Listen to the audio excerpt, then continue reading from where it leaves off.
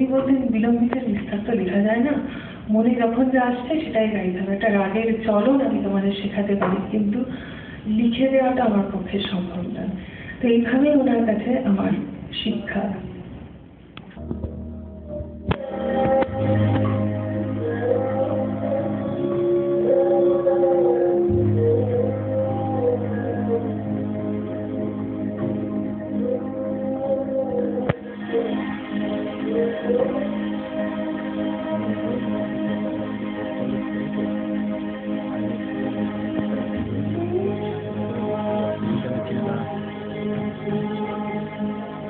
কবে আমি বাঁচি পরে তোমারি গানে, সে তো আজ নয় সে আগে নয়।